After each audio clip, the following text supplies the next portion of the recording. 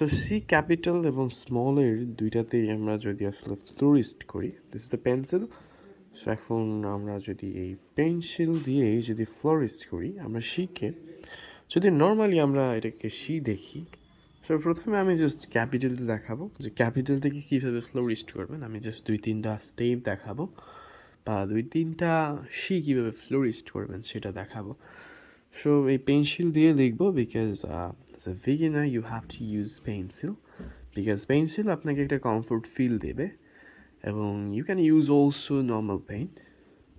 So আমরা যদি প্রথমে এখন সি লিখি, আমরা যেভাবে আসলে গ্রুপ রাইটে সি লিখি সেম ওভাবে লিখবো and you can flourish like this.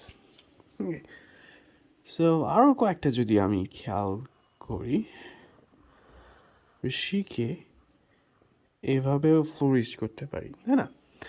So I don't know যে আপনারা ক্লিয়ারলি দেখতে পাচ্ছেন কি না, জাস্ট একটা আমরা পেন্সিল দিয়ে লিখতেছি।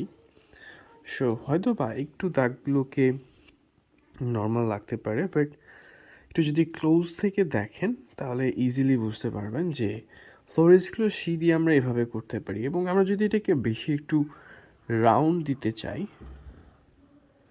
তাহলে আমরা জাস্ট এরকম করে আবার এরকম করতে পারবো। সো এটা আসলে বেশি একটু রাউন্ড দিয়ে আমরা এটাকে ফ্লোরিশ করতেছি। এবং আমরা যদি একটা জিনিস এখন খেয়াল করি, আমরা যদি নর্মালি এখন যদি স্মল লেটার্সকে যদি ফ্লোরিস্ট করি, জাস্ট স্মল লেটার্স যেভাবে আমরা লিখি সেম স্ট্রাকচারে লিখব।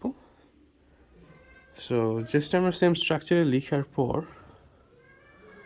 সেটা কীভাবে ফ্লোরিশ করতে পারি, আমার জাস্ট হাতের দিকে একটু খেয়াল রাখবেন আমি এক্স্যাক্টলি কোন পজিশন থেকে আসলে এই সিটাকে ফ্লোরিশ করতেছি। সো আমরা সি লিখে ফেলছি এবং এখান থেকে আমরা আবার একটু উপরে উঠাইতেছি, তাই না?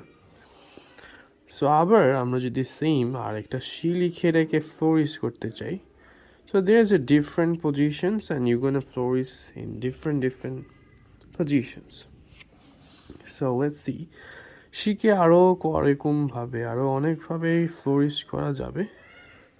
সো লুক লাইক দিস, যদি আপনারা চান যেভাবে ফ্লোরিশ করবেন সেটা আসলে করতে পারেন। আমি পেন্সিল আজকে আমি ডি পাবলিক হোল্ডারগুলো ইউজ করতেছি না, একদম আমি নর্মাল যে পেন্সিলগুলো আছে সো ওগুলো দিয়ে ইউজ করতেছি। সো হয়তো বা একটু কালিটা কম লাগতে পারে। সো শিখে আসলে এইভাবেই কয়রকমভাবেই জাস্ট আপনি ফ্লোরিশ করতে পারবেন। এবং জাস্ট স্টেপস নর্মালি যেভাবে সি লিখবেন ওভাবে সি লিখার পর জাস্ট এগুলোকে হালকা ফ্লোরিশ করতে পারবেন। আমি এখানে জাস্ট কয়েকটা টেকনিক দেখাইছি।